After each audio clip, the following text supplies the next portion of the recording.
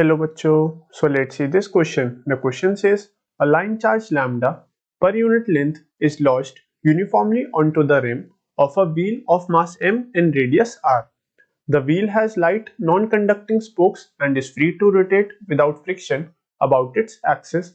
A uniform magnetic field extends over a circular region within the rim. It is given by this equation, which is B equals to minus B naught K cap when R is less than equal to A and A is less than capital R, and it is 0 otherwise. What is the angular velocity of the wheel after the field is suddenly switched off? So basically बच्चों, अगर हम इस question को देखें तो in this question ये कहता है कि हमारे एक लाइन चार्ज है लैम्डा पर यूनिट लेंथ, जो कि एक व्हील के हमारे रिम पर अटैच्ड है। उसके और उस जो हमारी रिम है उसका मास है हमारा m एंड उसका रेडियस है कैपिटल R। अब व्हील है, उसमें नॉन कंडक्टिंग स्पोक्स हैं और वो रोटेट कर रहा है अबाउट इट्स एक्सिस।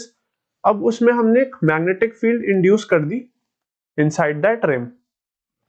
तो जब हमने उस पे मैग्नेटिक फील्ड इंड्यूस करी तो उसकी क्या एंगुलर वेलोसिटी होगी when field is suddenly switched off?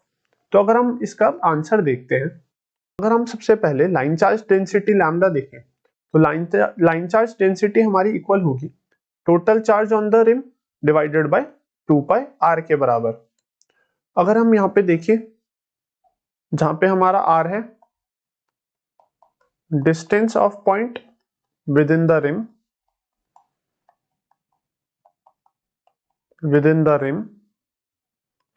यहाँ पे हमारा q है, q here is charge on rim, और लैम्डा बेसिकली हमारा है लाइन चार्ज डेंसिटी। तो यहां से अगर हम देखें, अगर हम यहाँ पे कोई एक पॉइंट ले लें at a distance small r from the centre, तो इस पॉइंट पे हमारा यहाँ पे दो फोर्सेस एक्ट करेंगी। एक फोर्स तो हमारी एक्ट करेगी QVB और एक फोर्स एक्ट करेगी हमारी mv²/r, जो कि उसको सेंट्रीपिटल फोर्स प्रोवाइड करेगी टुवर्ड्स द सेंटर। QVB को बैलेंस कर रही है हमारी बेसिकली mv²/r वाली सेंट्रीपिटल फोर्स। यहाँ से v will get cancelled out and अगर हम देखें तो हमारा यहाँ से v बन जाएगा बेसिकली QBr अपॉन m के बराबर, जहाँ पे r हमारा small distance which is r here is smaller than a and a is less than r.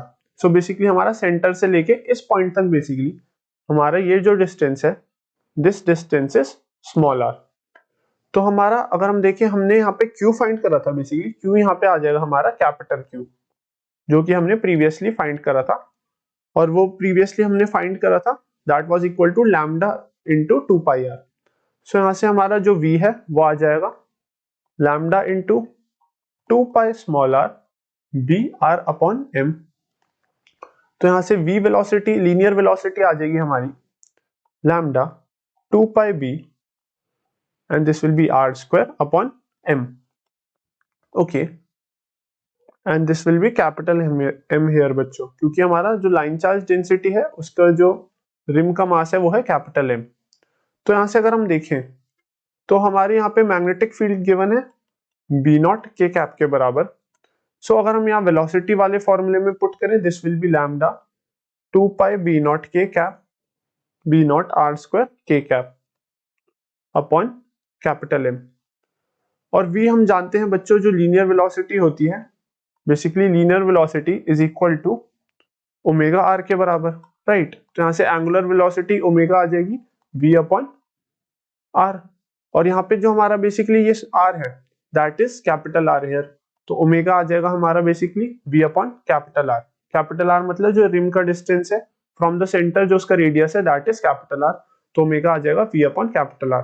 और यहाँ पे हम अपनी जो इस इक्वेशन में हमने V की वेलोसिटी फाइंड करी थी वो पुट करें ओमेगा वाली इक्वेशन में, तो आ जाएगा lambda 2 pi, this is B not R square, B not this time हमारा R स्क्वायर आएगा, वो आ जाएगा A के बराबर। अगर हम इसके एज से सेंटर टू एज देखें तो this will be B not A square हमारी, लेकिन एक कंडीशन होगी कि हमारा जो R है that is less than equal to A and A is less than R, then only हमारा ये B equals to B not K cap वाली जो फॉर्मूला है वो पुट ऑन होगी इन दिस V वाली इक्वेशन में। तो यहाँ पे हम देखें lambda 2 pi B not A square over capital R divide and M also. So ये आ जाएगी हमारी angular velocity of the rim. So this will be the angular velocity of the wheel after the field is suddenly switched off. So this will be the answer for this question. So I hope बच्चों you understand this question well and best of luck.